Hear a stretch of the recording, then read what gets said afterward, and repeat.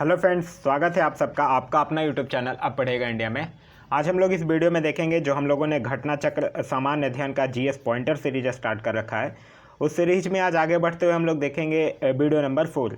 ये Indian polity का video number 4 है। इससे पहले हम लोग आधुनिक भारत जो है वो पूरा ख़त्म कर चुके हैं। वो भी अगर आप नहीं देखें तो प्लेलिस्ट से जाकर देख सकते हैं। इस वीडियो को देखने से पहले आप पॉलिटी यानी भारतीय राज व्यवस्था घटना चक्र का एमसीक्यू वाला भी वीडियो अपलोडेड है, पहले आप उसको देखिए। उसमें पूरे एक्सप्लेनेशन के साथ आप लोगों को करवाया गया है, उसको देखिए। उसके बाद इसको देखिए वन लाइनर के फॉर्म में, तब आप लोगों का एक तरह से रिवीजन भी हो जाएगा और आप लोगों को काफ़ी लाभदायक भी साबित होगा। आज के इस वीडियो इंडियन पॉलिटी के क्रम में इससे पहले जो 3 पार्ट आ चुका है, उस तीनों पार्ट में हम लोग भारत का संवैधानिक विकास, संविधान के स्रोत, संविधान के भाग, अनुच्छेद, अनुसूची, उद्देशिका, नागरिकता, मूल अधिकार, नीति निर्देशक तत्व, मूल कर्तव्य, ये सब हम लोग कंप्लीट कर चुके हैं। आज का जो हमारा टॉपिक होगा वो होगा राष्ट्रपति, उपराष्ट्रपति, केंद्रीय मंत्रिपरिषद। ये सब टॉपिक जो अब बचे हुए हैं वो टॉपिक को हम लोग कंप्लीट करेंगे। तो चलिए अब बढ़ते हैं अपने वीडियो की तरफ। सबसे पहला जो हमारा टॉपिक है वो है राष्ट्रपति। पहला कह रहा है कि भारतीय गणतंत्र का प्रमुख है। तो भारतीय गणतंत्र का प्रमुख कौन है? तो भारत का राष्ट्रपति जो होता है वो भारतीय गणतंत्र का प्रमुख होता है। फिर कह रहा है संघीय कार्यपालिका का मुखिया जो है वो भारत का राष्ट्रपति होता है। ये बिल्कुल सही है। और राष्ट्रपति की शक्तियों की कोई सीमा नहीं है, ये गलत है, क्योंकि राष्ट्रपति की शक्तियों की भी सीमा है। तो यहाँ ए सही है और आर जो है वो गलत है। फिर कह रहा है भारत में राष्ट्रपति का निर्वाचन होता है। तो भारत में राष्ट्रपति का निर्वाचन जो है वो अप्रत्यक्ष मतदान से होता है। आगे कह रहा है कि भारत का राष्ट्रपति जो है वो अप्रत्यक्ष निर्वाचन से चुना जाता है। ये बिल्कुल सही है। और एक निर्वाचन मंडल की व्यवस्था है जो संसद के दोनों सदनों और राज्यों के विधानसभाओं के निर्वाचित सदस्यों को मिलाकर बनता है। ये भी सही है। यहाँ ए और आर दोनों सही है और ए का सही स्पष्टीकरण भी आर है। आगे कह रहा है कि भारत में राष्ट्रपति का चुनाव किया जाता है। तो भारत में राष्ट्रपति का जो चुनाव है वो एकल हस्तांतरणीय मत प्रणाली के द्वारा किया जाता है। फिर कह रहा है राष्ट्रपति के निर्वाचन मंडल के सदस्य होते हैं। तो राष्ट्रपति के निर्वाचन मंडल में कौन कौन होते हैं? संसद के दोनों सदनों के निर्वाचित सदस्य होते हैं, सभी राज्य के विधानसभाओं के निर्वाचित सदस्य होते हैं और साथ ही साथ दिल्ली तथा पुडुचेरी विधानसभाओं के भी निर्वाचित सदस्य जो हैं वो होते हैं। आगे कह रहा है नोट, राष्ट्रपति के निर्वाचक मंडल में जम्मू और कश्मीर संघ राज्य क्षेत्र की विधानसभा के निर्वाचित सदस्यों को अभी शामिल नहीं किया गया है। आगे कह रहा है कि राष्ट्रपति के चुनाव प्रकरण के संबंध में सही नहीं है। निर्वाचक मंडल के अपूर्ण होने के आधार पर राष्ट्रपति का चुनाव स्थगित किया जा सकता है। ये गलत है। फिर कह रहा है कि भारत के राष्ट्रपति के उम्मीदवार के प्रस्ताव का अनुसमर्थन किया जाना चाहिए कम से कम। तो कम से कम 50 निर्वाचकों के द्वारा उम्मीदवार के प्रस्ताव का अनुसमर्थन जो है वो किया जाना चाहिए। फिर कह रहा है कि भारत के राष्ट्रपति के निर्वाचन के संदर्भ में सही कथन है। कह रहा है प्रत्येक एमएलए के वोट का मूल्य जो है वो अलग अलग राज्य में अलग अलग होता है। बिल्कुल सही है। और लोकसभा के सदस्य के मत का मूल्य जो है वो राज्यसभा के सदस्य के मत के मूल्य के सामान्य होता है। ये भी सही है। तो ये दोनों जो कथन लिखे गए हैं वो सही है। आगे कह रहा है कि राष्ट्रपति के निर्वाचन में राज्य का मुख्यमंत्री मतदान करने के लिए पात्र नहीं होता है यदि, तो अगर कोई मुख्यमंत्री होगा वो राज्य विधानमंडल में उच्च सदन का सदस्य होगा तो वो वोट नहीं कर सकता है। आगे कह रहा है कि भारत के राष्ट्रपति के चुनाव में राज्य की विधानसभा के प्रत्येक निर्वाचित सदस्य के वोटों की संख्या उस राज्य की जनसंख्या के विधानसभा के कुल निर्वाचित सदस्य संख्या द्वारा विभाजित कर प्राप्त भागफल की 1000 के गुणकों के बराबर होती है। वर्तमान स्थिति में जनसंख्या से तात्पर्य तथा अभी निश्चित जनसंख्या है, तो अभी वर्तमान समय में 1971 की जनगणना द्वारा होती है। आगे कह रहा है कि राष्ट्रपति के उम्मीदवार के लिए आवश्यक है। तो राष्ट्रपति के उम्मीदवार के लिए आवश्यक है कि 35 वर्ष की आयु पूरी कर चुका हो, लोकसभा के सदस्य चुने जाने की योग्यता रखता हो और देश का नागरिक हो। आगे कह रहा है कि एक सांसद अथवा विधानसभा का सदस्य जो है वो राष्ट्रपति निर्वाचित हो सकता है, परंतु उसे निर्वाचित होने के तुरंत उपरांत अपनी सदस्यता जो है वो उसको छोड़नी होगी। आगे कह रहा है राष्ट्रपति के पद के लिए पुनः निर्वाचन की योग्यता निर्धारित करता है। तो पुनः निर्वाचन की योग्यता जो है वो अनुच्छेद 57 जो है वो निर्धारित करता है। कह रहा है कि अगर भारत के राष्ट्रपति के चुनाव में कोई विवाद है तो उस विवाद को सौंपा जा सकता है। तो अगर राष्ट्रपति के चुनाव में कोई भी विवाद होगा तो वो सिर्फ और सिर्फ सर्वोच्च न्यायालय को सौंपा जाएगा। आगे कह रहा है कि राष्ट्रपति 5 वर्षों तक अपने पद पर रहता है। तो किस दिन से? जिस दिन से वो पद ग्रहण करता है उस दिन से 5 वर्षों तक वो अपने पद पर बना रहता है। आगे कह रहा है कि भारत का राष्ट्रपति अपना त्यागपत्र सौंपता है। तो भारत का राष्ट्रपति जो है वो भारत के उपराष्ट्रपति को अपना त्यागपत्र जो है वो सौंपता है। और भारत के राष्ट्रपति को उसके पद से हटाया जा सकता है। तो भारत के राष्ट्रपति को संसद के महाभियोग के द्वारा उसको हटाया जा सकता है।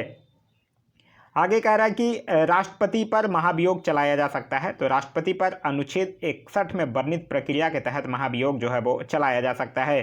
कह रहा है राष्ट्रपति पर महाभियोग का आरोप लगाया जा सकता है। तो ये संसद के किसी भी सदन में महाभियोग जो है वो लाया जा सकता है। कह रहा है भारत के राष्ट्रपति पर महाभियोग चलाने के लिए आवश्यक है तो कम से कम राष्ट्रपति को 14 दिनों की पूर्व सूचना देना जो है वो आवश्यक है।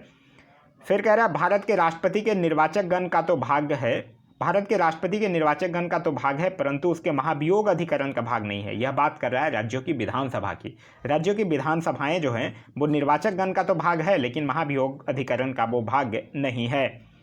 फिर कह रहा है भारत के राष्ट्रपति के महाभियोग की प्रक्रिया है तो यह जो है वो संसद की एक अर्ध न्यायिक प्रक्रिया है। आगे कह रहा है कि पदासीन राष्ट्रपति की पदावधि की समाप्ति से भिन्न किसी कारण से उत्पन्न होने वाली रिक्ति की दशा में रिक्ति भरने के लिए निर्वाचन अवश्य हो जाना चाहिए। तो रिक्ति होने के तिथि से 6 माह के भीतर जो है वो निर्वाचन अवश्य हो जाना चाहिए। आगे कह रहा है कि जब राष्ट्रपति मृत्यु, त्यागपत्र, पदयुक्त या अन्य कारणों से अपने कर्तव्यों को नहीं निभा सकता है तो उपराष्ट्रपति राष्ट्रपति के रूप में कितने दिनों तक कार्य कर सकता है। तो उपराष्ट्रपति जो है वो 6 माह तक राष्ट्रपति के हैसियत से कार्य कर सकता है। कह रहा है यदि भारत के राष्ट्रपति का पद रिक्त हो जाए और कोई उपराष्ट्रपति भी ना हो तो कार्यवाहक राष्ट्रपति कौन होगा। देखिए राष्ट्रपति नहीं है तो उपराष्ट्रपति, और उपराष्ट्रपति भी नहीं है तो जो सर्वोच्च न्यायालय का मुख्य न्यायाधीश, और अगर सर्वोच्च न्यायालय का मुख्य न्यायाधीश भी नहीं है तो सर्वोच्च न्यायालय का वरिष्ठतम न्यायाधीश। आगे कह रहा है भारत का कार्यपालिका अध्यक्ष एग्जीक्यूटिव हेड कौन है। तो भारत का कार्यपालिका अध्यक्ष जो है वो है राष्ट्रपति। फिर कह रहा है संघ की कार्यपालिका शक्ति राष्ट्रपति में निहित है। तो संघ की कार्यपालिका शक्ति जो है वो अनुच्छेद 53 के अंतर्गत राष्ट्रपति में निहित है। फिर यहाँ पे कह रहा है कि संघ की कार्यपालिका शक्तियाँ भारत की राष्ट्रपति में निहित है, ये बिल्कुल सही है। और फिर कह रहा है कार्यपालिका शक्तियाँ जो है वो सरकार का व्यवसाय चलाने से संबंधित है। तो ये भी सही है। यहाँ ए और आर दोनों सत्य है किंतु आर जो है वो सही स्पष्टीकरण नहीं है ए का। आगे कह रहा है कि भारत के राष्ट्रपति अपनी शक्तियों का प्रयोग करते हैं। तो भारत के राष्ट्रपति सीधे अथवा अपने अधीनस्थ अधिकारियों के द्वारा अपनी शक्तियों का प्रयोग करते हैं। फिर कह रहा है राष्ट्रपति को कोई भी मामला मंत्रिपरिषद द्वारा पुनर्विचार किए जाने के लिए वापस भेजने का अधिकार है। तो यह अधिकार कौन से संशोधन के द्वारा दिया गया? 44वें संविधान संशोधन के द्वारा दिया गया है। कह रहा है कि राष्ट्रपति लोकसभा को भंग कर सकता है, बिल्कुल कर सकता है, लेकिन केंद्रीय मंत्रिमंडल की अनुशंसा पर कर सकता है। फिर कह रहा है अनुच्छेद 108 के अंतर्गत लोकसभा और राज्यसभा की संयुक्त बैठक आह्यूत की जाती है। तो संयुक्त बैठक जो है वो किसके द्वारा बुलाई जाती है? राष्ट्रपति के द्वारा बुलाई जाती है। अध्यक्षता लोकसभा स्पीकर के द्वारा की जाती है। कह रहा भारत के राष्ट्रपति से संबंधित सही कथन है तो वह संसद का एक संगठक भाग है। वह प्रत्येक वर्ष दोनों सदनों की संयुक्त बैठक को संबोधित करता है। वह किंचित परिस्थितियों में अध्यादेश लागू कर सकता है। यह तीनों कथन जो है वो राष्ट्रपति से संबंधित सही कथन है। फिर कह रहा भारत के राष्ट्रपति ने जिस एकमात्र मामले में अपने वीटो की शक्ति का प्रयोग किया था वो था भारतीय डाकघर संशोधन विधेयक। इसी में भारत के राष्ट्रपति ने अपने वीटो शक्ति का प्रयोग किया था। फिर कह रहा है कि एक राष्ट्रपति ने एक शक्ति का प्रयोग किया था जिसे संवैधानिक शब्दावली में जेबी निषेधाधिकार कहा गया था। वो कौन थे? तो वो थे ज्ञानी जैल सिंह। फिर कह रहा है राष्ट्रपति संसद के दोनों सदनों द्वारा पारित किसी बिल पर अपनी स्वीकृति रोक सकता है। तो अनुच्छेद 111 के अंतर्गत राष्ट्रपति जो है वो संसद के दोनों सदनों के द्वारा पारित किसी भी बिल पर अपनी स्वीकृति जो है वो रोक सकता है। आगे कह रहा है कि जब कोई विधेयक संसद के दोनों सदनों के द्वारा पारित कर दिया गया है तो उस विधेयक पर अनुमति रोकने का अधिकार किसको प्राप्त है? अभी हम लोगों ने देखा राष्ट्रपति को, और कौन से अनुच्छेद के तहत? अनुच्छेद 111 के तहत। कह रहा है कि राष्ट्रपति की स्वविवेकी शक्ति है। तो किसी विधेयक को आपत्तियों सहित संसद के पास वापस भेजना, विधेयक को रोककर रखना, किसी विधेयक से संबंधित जानकारी के लिए प्रधानमंत्री से कहना और किसी परामर्श पर मंत्रिपरिषद से पुनः विचार हेतु करना, यह सब जो है वो राष्ट्रपति की स्वविवेकी शक्तियां हैं। आगे कह रहा है कि निम्न विषय पर राष्ट्रपति के लिए मंत्रिपरिषद से सलाह लेना आवश्यक नहीं है। तो विधेयकों पर स्वीकृति देने के दौरान राष्ट्रपति को मंत्रिपरिषद से सलाह लेना जो है वो आवश्यक नहीं है। कह रहा संविधान के अनुसार राष्ट्रपति की विधायी शक्तियाँ क्या है? तो अध्यादेश जारी करना क्या है? राष्ट्रपति की विधायी शक्तियाँ हैं। फिर कह रहा है कि जब केंद्रीय मंत्रिमंडल ने वर्ष 2002 में चुनावी सुधारों पर अध्यादेश में बिना किसी बदलाव के उसे राष्ट्रपति को वापस भेजा तब राष्ट्रपति ने उसे अपनी सहमति दी। तो कौन से? अनुच्छेद 123 के अंतर्गत। कह रहा भारत के राष्ट्रपति को अध्यादेश जारी करने की शक्ति प्राप्त है, तो कौन से अनुच्छेद के तहत? अनुच्छेद 123 के तहत। कह रहा है कि राष्ट्रपति द्वारा जारी एक अध्यादेश संसद के सत्र शुरू होने के बाद रखा जाना आवश्यक है, तो अध्यादेश संसद के सत्र शुरू होने के 6 सप्ताह तक रखा जाना आवश्यक है। फिर कह रहा भारत के राष्ट्रपति द्वारा नियुक्ति की जाती है, तो वित्त आयोग के अध्यक्ष तथा संघ राज्य क्षेत्र के मुख्यमंत्री की नियुक्ति जो है वो भारत के राष्ट्रपति के द्वारा की जाती है। फिर कह रहा राष्ट्रपति नियुक्ति करता है, तो भारत के महान्यायवादी, नियंत्रक व महालेखक परीक्षक, एक राज्य के राज्यपाल, फिर साथ ही साथ प्रधानमंत्री, राज्यपाल, मुख्य निर्वाचन आयोग, ये सब की नियुक्ति जो है वो भारत की राष्ट्रपति ही करते हैं। फिर कह रहा भारत का राष्ट्रपति नियुक्ति नहीं करता है, तो उपराष्ट्रपति की नियुक्ति जो है वो भारत का राष्ट्रपति नहीं करता है। फिर कह रहा संविधान असाधारण परिस्थितियों में राष्ट्रपति को राज्यपाल के कृत्यों के निर्वहन हेतु उपबंध करता है, तो कौन से अनुच्छेद में? अनुच्छेद 160 में। फिर कह रहा भारतीय संविधान भारत के राष्ट्रपति को अधिकार नहीं देता है, तो भारतीय संविधान जो है वो भारत के राष्ट्रपति को राज्यों के मुख्यमंत्री की नियुक्ति का अधिकार जो है वो नहीं देता है। फिर कह रहा है कि राष्ट्रपति को उच्चतम न्यायालय से परामर्श करने की शक्ति प्रदान करता है, तो अनुच्छेद 143 के तहत राष्ट्रपति जो है वो उच्चतम न्यायालय से परामर्श कर सकता है, बल्कि वो मानने के लिए बाध्य नहीं है। कह रहा है भारत के राष्ट्रपति की शक्तियों के बारे में सही नहीं है, राष्ट्रपति को सर्वोच्च न्यायालय के परामर्श को स्वीकार करना चाहिए, ऐसा कुछ नहीं है, राष्ट्रपति का मन है वो माने या ना माने।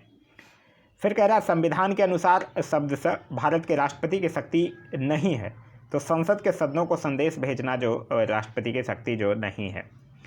फिर कह रहा है कि भारत के राष्ट्रपति को यह अधिकार नहीं प्राप्त है कि वो सर्वोच्च न्यायालय के न्यायाधीश को हटाए, तो सर्वोच्च न्यायालय के न्यायाधीश को हटाए।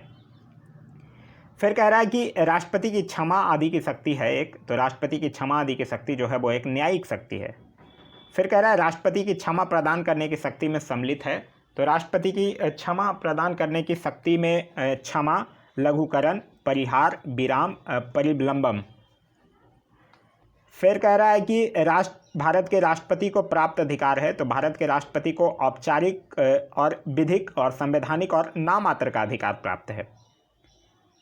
फिर कह रहा है कि भारतीय संविधान के अनुसार भारत के राष्ट्रपति का यह कर्तव्य है कि वो संसद के पटल पर रखवाए, तो संघ वित्त आयोग की सिफारिशों को, नियंत्रक महालेखक परीक्षक के प्रतिवेदन को और राष्ट्रीय अनुसूचित जाति आयोग के प्रतिवेदन को, ये सब जो है वो भारतीय संविधान के अनुसार भारत के राष्ट्रपति का यह कर्तव्य है कि यह संसद के पटल पर रखवाए। आगे कह रहा है कि वह संवैधानिक विशेषाधिकार जो राष्ट्रपति का नहीं है, तो वित्तीय बिल को पुनः विचार हेतु लौटाना, यह संवैधानिक विशेषाधिकार जो है वो राष्ट्रपति का नहीं है। आगे कह रहा है कि किसी भौगोलिक क्षेत्र को अनुसूचित घोषित करने का संवैधानिक अधिकार किसको प्राप्त है, तो किसी भौगोलिक क्षेत्र को अनुसूचित घोषित करने का संवैधानिक अधिकार जो है वो राष्ट्रपति को प्राप्त है। फिर कह रहा है कि संसद के लिए राष्ट्रपति का अभिभाषण तैयार करता है, तो केंद्रीय मंत्रिमंडल जो है वो राष्ट्रपति का अभिभाषण जो है वो तैयार करता है। कह रहा भारत का राष्ट्रपति ब्रिटिश राजा से भिन्न है, ये बिल्कुल सही है। और कह रहा भारत के राष्ट्रपति का पद अमेरिका के राष्ट्रपति से मिलता है, ये गलत है। भारत के राष्ट्रपति का पद जो है वो अमेरिका के राष्ट्रपति से मिलता नहीं है, ठीक है। राष्ट्रपति लिया गया है अमेरिका के संविधान से, लेकिन मिलता नहीं है, क्योंकि वहाँ की राष्ट्रपति की शक्तियाँ ज़्यादा हैं। कह रहा राष्ट्रपति संसद का भाग्य है, ये बिल्कुल सही है। और कह रहा संसद के दोनों सदनों द्वारा पारित विधेयक बिना राष्ट्रपति के स्वीकृति के कानून नहीं बन सकता है, ये भी बिल्कुल सही है। यहाँ ए और आर दोनों सही है, तथा आर जो है वो ए का सही स्पष्टीकरण भी है। आगे कह रहा है कि रक्षा बलों का सर्वोच्च कमांडर राष्ट्रपति में निहित है, ये बिल्कुल सही है। और प्रधान सेनापति की हैसियत से राष्ट्रपति की शक्तियां विधायी नियंत्रण से स्वतंत्र है, ये गलत है। विधायी नियंत्रण से स्वतंत्र नहीं है राष्ट्रपति की शक्तियां।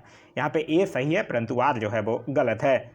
कह रहा है कि स्वतंत्र भारत के प्रथम राष्ट्रपति थे, तो स्वतंत्र भारत के प्रथम राष्ट्रपति कहाँ से थे? बिहार से थे। फिर कह रहा भारत के चौथे राष्ट्रपति, तो भारत के चौथे राष्ट्रपति डॉक्टर बीबी गिरी। फिर कह रहा 2 अवधि के लिए भारत के राष्ट्रपति कौन थे? तो वही पहले जो थे बिहार से, डॉक्टर राजेंद्र प्रसाद। फिर कह रहा भारतीय राष्ट्रपति के सर्वसम्मति से चुने जाने का अभी तक एकमात्र उदाहरण है, तो सर्वसम्मति से चुने जाने का एकमात्र उदाहरण है नीलम संजीव रेड्डी। फिर राष्ट्रपति हैं, उनके अवधियाँ दिए गए हैं। फरुखुद्दीन अली अहमद की अवधि थी 1974 से लेकर 77। एन संजीव रेड्डी का था 1977 से लेकर 1982। डॉक्टर जाकिर हुसैन थे 1967 से लेकर 69, और बीबी गिरी थे 69 से लेकर 74। आगे कह रहा है कि डॉक्टर सर्वपल्ली राधाकृष्णन, डॉक्टर जाकिर हुसैन, नीलम संजीव रेड्डी और आर वेंकटरमन में से राष्ट्रपति होने से पूर्व भारत के उपराष्ट्रपति पद पर आसीन नहीं थे। तो देखिए, सर्वपल्ली राधाकृष्णन थे उपराष्ट्रपति, जाकिर हुसैन भी थे, आर वेंकटरमन भी थे, नीलम संजीव रेड्डी नहीं थे। तो इस क्वेश्चन का आंसर है नीलम संजीव रेड्डी। आगे कह रहा है भारत के राष्ट्रपतियों में दार्शनिक राजा अथवा दार्शनिक शासक के रूप में किनको जाना जाता था। तो दार्शनिक राजा और दार्शनिक शासक के रूप में डॉक्टर सर्वपल्ली राधाकृष्णन को जाना जाता था। क्लियर है। चलिए आगे कह रहा है कि भारत के राष्ट्रपतियों में से ट्रेड यूनियन आंदोलन से संबंध किसका रहा था। तो ट्रेड यूनियन आंदोलन से संबंध रहा था बीबी गिरी का। फिर कह रहा है कि भारत के राष्ट्रपति जिन्हें मिसाइल मैन की संज्ञा दी जाती है, तो मिसाइल मैन की संज्ञा जो है वो डॉक्टर APJ अब्दुल कलाम को दिया जाता है। आगे कह रहा है भारत के मुख्य न्यायाधीशों में से एक ने राष्ट्रपति के रूप में कार्य किया था, वो कौन है। तो वो हैं जस्टिस M हिदायतुल्लाह। कह रहा है कि वो राष्ट्रपति जो सर्वोच्च न्यायालय में उपस्थित हुए थे जब सर्वोच्च न्यायालय राष्ट्रपति के निर्वाचन विवाद की सुनवाई कर रहा था। तो कौन हुए थे, बीबी गिरी हुए थे। क्लियर है। चलिए आगे कह रहा है कि सत्य कथन है। कह रहा है राष्ट्रपति पद के लिए प्रत्याशी की आयु कम से कम 35 वर्ष की होनी चाहिए। बिल्कुल सही है। उपराष्ट्रपति जो होगा वो राज्यसभा का सभापति बनता है, ये भी बिल्कुल सही है। और भारत के प्रथम राष्ट्रपति डॉक्टर राजेंद्र प्रसाद थे, ये भी बिल्कुल सही है। फिर कह रहा है कथन और कारण। कह रहा है अपने कार्यकाल के दौरान भारत के राष्ट्रपति के विरुद्ध किसी भी न्यायालय में मुकदमा नहीं चलाया जा सकता है, ये गलत है। फिर कह रहा है राष्ट्रपति का पद जो है वो संविधान के ऊपर होता है, ये भी गलत है, संविधान के ऊपर नहीं होता है। तो यहाँ कथन और कारण जो है वो दोनों गलत है। फिर कह रहा है कि नोट, राष्ट्रपति पर उनके द्वारा व्यक्तिगत हैसियत से किए गए किसी कार्य के संबंध में दीवानी या सिविल मुकदमा जो है वो चलाया जा सकता है। फिर कह रहा है कि श्रीमती प्रतिभा पाटिल का भारतीय गणतंत्र के राष्ट्रपति के रूप में क्रम कौन सा था। तो व्यक्ति के रूप में 12वां, कार्यकाल के अनुसार जो था वो 14वां। कह रहा है कि एक विधेयक जो संसद में प्रस्तुत किया जाता है इसके बाद अधिनियम बन जाता है। तो जब राष्ट्रपति अपनी सहमति दे देता है तो वो क्या है, अधिनियम बन जाता है। फिर कह रहा है वह राष्ट्र का प्रतिनिधित्व करता है परंतु राष्ट्र का नेतृत्व नहीं करता है। यह युक्त पंक्ति जो है वो किस पर लागू होती है। तो राष्ट्र का प्रतिनिधित्व तो करता है पर राष्ट्र का नेतृत्व नहीं करता है, यह राष्ट्रपति है। कह रहा भारत के पूर्व राष्ट्रपतियों में बिहार के राज्यपाल रह चुके थे, तो डॉक्टर जाकिर हुसैन, और वर्तमान में राष्ट्रपति रामनाथ कोविंद भी जो है वो बिहार के राज्यपाल रह चुके हैं। फिर कह रहा है कि राष्ट्रपति भवन को डिजाइन किया गया था, तो एडविन लुटियंस के द्वारा राष्ट्रपति भवन को डिजाइन किया गया था। नेक्स्ट टॉपिक जो है वो है हमारा उपराष्ट्रपति। कह रहा है कि भारत के उपराष्ट्रपति का निर्वाचन एक निर्वाचक गण द्वारा किया जाता है जिसके सदस्य होते हैं। तो जिसके सदस्य कौन कौन होते हैं, संसद के दोनों सदनों के सभी सदस्य जो हैं वो उपराष्ट्रपति के निर्वाचक एवं निर्वाचक गण के सदस्य होते हैं। आगे कह रहा है कि सही कथन है, तो राष्ट्रपति की तरह उपराष्ट्रपति का चुनाव भी अप्रत्यक्ष होता है, ये बिल्कुल सही है। फिर कह रहा है कथन और कारण, कोई व्यक्ति उपराष्ट्रपति निर्वाचित होने का पात्र तभी होगा जब वह राज्यसभा का सदस्य होने के लिए निर्हत है, बिल्कुल सही है। और कह रहा है उपराष्ट्रपति राज्यसभा का पदेन सभापति होता है, ये भी बिल्कुल सही है। यहाँ ए और आर दोनों सत्य हैं, परंतु आर जो है वो ए का मान स्पष्टीकरण और आर जो है वो ए का एक मान स्पष्टीकरण भी है। फिर कह रहा है कि उपराष्ट्रपति से संबंधित सही कथन है, तो किसी राज्य की विधायिका का सदस्य इस पद के लिए उम्मीदवार हो सकता है। उपराष्ट्रपति का कार्यकाल उतना ही होता है जितना कि राष्ट्रपति का, यह भी बिल्कुल सही है।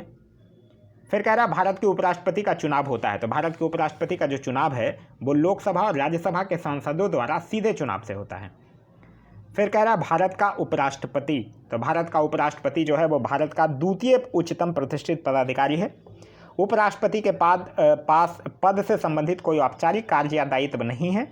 राष्ट्रपति की अनुपस्थिति में उसके कार्यों का निर्वहन करता है और राष्ट्रपति के पद त्याग, अपदस्थीकरण अथवा मृत्यु के चलते राष्ट्रपति के हैसियत से वो कार्य करता है। तो यह सब जो है वो भारत के उपराष्ट्रपति के रूप में सही है।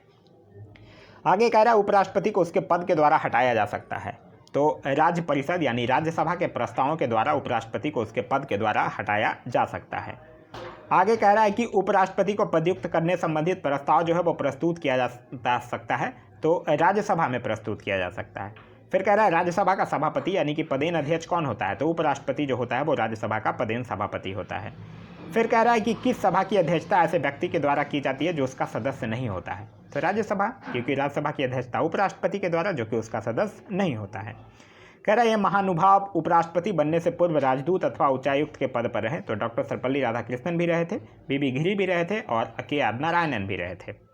फिर कह रहा है मोहम्मद हामिद अंसारी का भारत के उपराष्ट्रपति के रूप में क्रमांक किया है, तो 12वां है। फिर नेक्स्ट टॉपिक जो है वो है हमारा केंद्रीय मंत्रिपरिषद। केंद्रीय मंत्रिपरिषद के बारे में कह रहा है कि सही कथन है। प्रधानमंत्री की नियुक्ति राष्ट्रपति के द्वारा की जाती है, बिल्कुल सही है। प्रधानमंत्री मंत्रिपरिषद के प्रधान होते हैं, ये भी बिल्कुल सही है। और ये आवश्यक नहीं है कि नियुक्ति के समय प्रधानमंत्री संसद के किसी सदन का सदस्य हो, ये आवश्यक नहीं है, फिर बाद में उनको बन जाना पड़ता है। कह रहा भारत के प्रधानमंत्री के विषय में सही है। प्रधानमंत्री जो है वो मंत्रिपरिषद का वास्तविक नेता होता है। फिर कह रहा भारत का प्रधानमंत्री, तो भारत का प्रधानमंत्री जो है वो नियुक्त होता है। फिर कह रहा भारत का प्रधानमंत्री मुख्य है, तो केंद्रीय सरकार का प्रमुख जो है वो भारत का प्रधानमंत्री ही है। फिर कह रहा भारतीय संविधान के अनुच्छेद 78 में प्रावधान है दायित्वों का। अनुच्छेद 78 में किसके दायित्वों का प्रावधान किया गया है? तो प्रधानमंत्री के दायित्वों का प्रावधान जो है वो किया गया है। फिर कह रहा कैबिनेट में सम्मिलित होते हैं, तो केवल कैबिनेट स्तर के मंत्री जो हैं वो कैबिनेट में सम्मिलित होते हैं। फिर कह रहा संसदीय शासन में वास्तविक कार्यपालिका शक्ति किसके पास होती है? तो वास्तविक कार्यपालिका शक्ति जो है वो प्रधानमंत्री के पास होती है। आगे कह रहा है कि संघ सरकार के संदर्भ में सही कथन है, तो हर एक मंत्रालय को प्रधानमंत्री की सलाह पर भारत के राष्ट्रपति के द्वारा किसी मंत्री को प्रदान किया जाना है, जो है वो सही कथन है। आगे कह रहा है कि सही कथन है, राष्ट्रपति भारत सरकार का कार्य अधिक सुविधापूर्वक किए जाने के लिए मंत्रियों में उक्त कार्य के आवंटन के लिए नियम बनाएगा, ये बिल्कुल सही है। और भारत सरकार की समस्त कार्यपालिका कार्रवाई राष्ट्रपतियों के नाम से ही हुई कही जाएगी, ये भी बिल्कुल सही है। फिर कह रहा है कि यदि भारत के प्रधानमंत्री संसद के उच्च सदन के सदस्य हैं तो वो अविश्वास प्रस्ताव की स्थिति में अपने पक्ष में वोट नहीं दे सकेंगे। आगे कह रहा है कि भारतीय संविधान का प्रावधान जो मंत्रिपरिषद की नियुक्ति तथा पदयुक्ति को विवेचित करता है, यह कौन सा? अनुच्छेद 75। फिर कह रहा प्रधानमंत्री कार्यालय अस्तित्व में आया, तो प्रधानमंत्री कार्यालय जो है वो 1977 में अस्तित्व में आया था। फिर कह रहा आमतौर पर भारत का प्रधानमंत्री होता है, तो आमतौर पर लोकसभा का सदस्य होता है, लेकिन जरूरी नहीं है। कह रहा council of scientific and industrial research का अध्यक्ष कौन है? तो council of scientific and industrial research के अध्यक्ष होते हैं भारत के प्रधानमंत्री। राष्ट्रीय सुरक्षा समिति का प्रधान कौन होता है? तो राष्ट्रीय सुरक्षा समिति का भी प्रधान कौन होता है? प्रधानमंत्री ही होते हैं। फिर आगे कह रहा है कि भारत के प्रधानमंत्री की नियुक्ति के समय, तो भारत के प्रधानमंत्री की नियुक्ति के समय जरूरी नहीं है कि वो संसद के दोनों सदनों में से एक का आवश्यक रूप से सदस्य हो, परंतु उसे 6 माह के अंदर आवश्यक रूप से दोनों में से एक सदन का सदस्य हो जाना चाहिए। फिर कह रहा है भारत का प्रधानमंत्री बनने के लिए न्यूनतम आयु होनी चाहिए, तो भारत के प्रधानमंत्री बनने के लिए न्यूनतम आयु जो है वो 25 वर्ष होनी चाहिए। फिर कह रहा है उप प्रधानमंत्री पद का सृजन, तो यह जो है वो संविधान में ऐसा कोई जिक्र नहीं किया गया है उप प्रधानमंत्री का, यह संविधान के प्रावधानों से हटकर हुआ है। फिर कह रहा है प्रधानमंत्री को राष्ट्रपति के द्वारा जो है वो नियुक्त किया जाता है। फिर कह रहा है भारत का प्रधानमंत्री, तो भारत का प्रधानमंत्री अपने मंत्रिमंडल में मंत्री के रूप में कार्य करने के लिए व्यक्तियों का चयन करने में पूर्णतः स्वविवेक का प्रयोग करता है। आगे कह रहा है कि जो व्यक्ति संसद का सदस्य नहीं है केंद्रीय मंत्री रह सकता है, तो 6 महीने तक रह सकता है, 6 महीने के अंदर उसको सदस्य बनना जरूरी है। फिर कह रहा है भारत की संसद के संबंध में सही कथन है, तो संविधान में एक संसदीय प्रणाली की सरकार का प्रावधान है।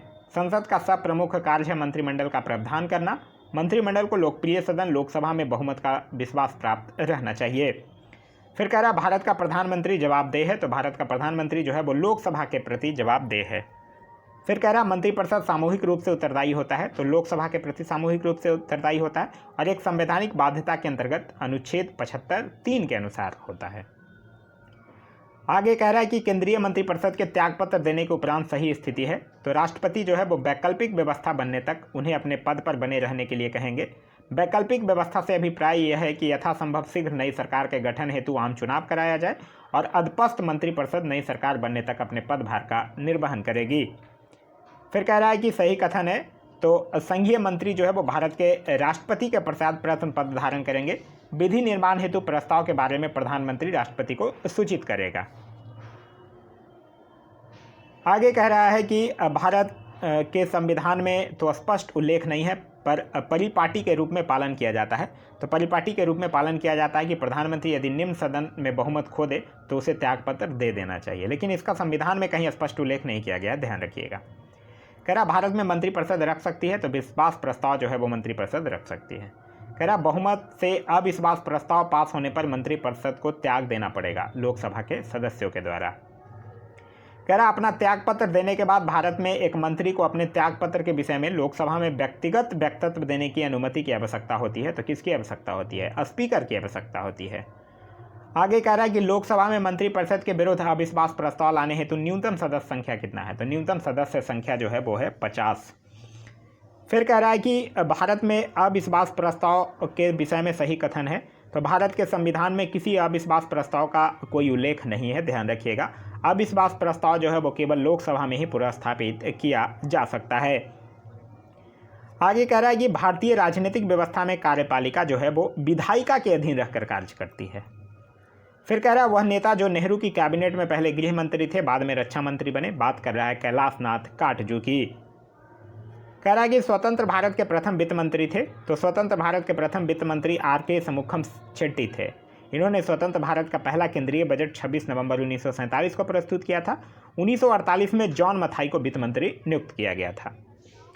आगे कह रहा है कि भारत के स्वतंत्रता के पश्चात प्रथम मंत्रिमंडल के कानून मंत्री कौन थे। तो पश्चात प्रथम मंत्रिमंडल के कानून मंत्री थे डॉक्टर भीमराव अंबेडकर। फिर कह रहा है भारत के संविधान में उल्लेखित नहीं है। तो बजट शब्द जो है वो उसका उल्लेख नहीं है। एनुअल फाइनेंशियल स्टेटमेंट उसको बोला गया है। फिर कह रहा है भारत के 12वें प्रधानमंत्री थे। तो भारत के 12वें प्रधानमंत्री थे देवगौड़ा। फिर कह रहा है प्रधानमंत्री एवं उनके कार्यकाल का सही सुमेलित जो है वो क्रम इस प्रकार है। विश्वनाथ प्रताप सिंह 2 दिसंबर 1989 से लेकर 10 नवंबर 1990, चंद्रशेखर 10 नवंबर 1990 से लेकर 21 जून 1991, एच.डी. देवगौड़ा 1 जून 1996 से लेकर 21 अप्रैल 1997, इंद्र कुमार गुजराल 21 अप्रैल 1997 से लेकर 19 मार्च 1998 और अटल बिहारी वाजपेयी 19 मार्च 1998 से लेकर 22 मई 2004।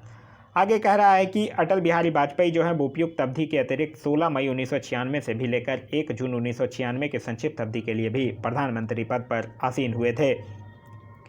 फिर कह रहा है एक से अधिक बार प्रधानमंत्री नियुक्त हुए। तो जवाहरलाल नेहरू, इंदिरा गांधी, गुलजारीलाल नंदा, अटल बिहारी वाजपेयी, मनमोहन सिंह, नरेंद्र मोदी, ये सब इतने प्रधानमंत्री जो हैं वो एक से अधिक बार नियुक्त हुए हैं।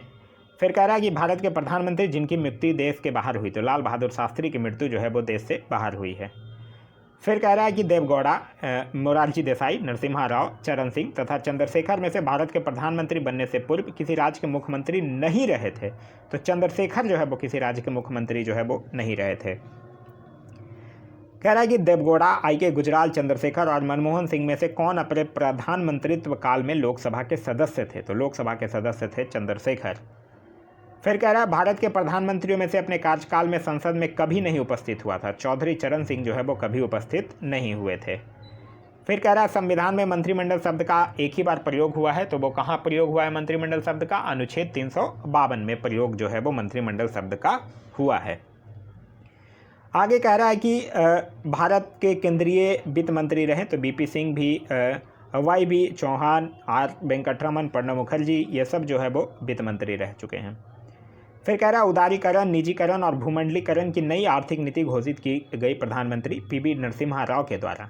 देखिए, आगे बढ़ने से पहले मैं आप लोगों को एक चीज़ और बताना चाहूँगा कि इसका जो MCQ वाला पार्ट है घटना चक्र का, वो पूरे एक्सप्लेनेशन के साथ घटना चक्र भारतीय राज्य व्यवस्था के नाम से फोल्डर प्लेलिस्ट में अवेलेबल है। उसको जाकर देखिए, फिर आप इसको देखिए, तो वो आप लोगों के लिए ज़्यादा इंपॉर्टेंट होगा। ऐसे रिवीजन के तौर पे आप इसको भी देख सकते हैं, लेकिन उसको देख लीजिएगा तो यह ज़्यादा इंपॉर्टेंट होगा आप लोगों के लिए। इसका PDF जो है वो आप लोगों को जल्द ही प्रोवाइड करवा दिया जाएगा। पूरे आधुनिक भारत का PDF जो है वो आप लोग को प्रोवाइड करवा दिया गया। उसी तरह से पूरे इंडियन पॉलिटी का भी PDF जो है वो आप लोगों को जल्द प्रोवाइड करवा दिया जाएगा। PDF के लिए आप टेलीग्राम ग्रुप ज्वाइन कर सकते हैं। टेलीग्राम ग्रुप का लिंक जो है वो वीडियो के डिस्क्रिप्शन में दिया गया है, या फिर आप जाकर टेलीग्राम में सर्च कर सकते हैं, अब पढ़ेगा इंडिया, वहाँ जो ग्रुप आएगा आप उसे ज्वाइन कर लीजिएगा। आगे कह रहा है पूर्व प्रधानमंत्री मनमोहन सिंह के संबंध में सही कथन है। तो यह भारत के पूर्व वित्त मंत्री हैं, भारतीय रिजर्व बैंक के पूर्व गवर्नर रह चुके हैं और अंतर्राष्ट्रीय मुद्रा कोष में भारत के पूर्व प्रतिनिधि के रूप में भी कार्य कर चुके हैं। आगे कथन और कारण दिया है।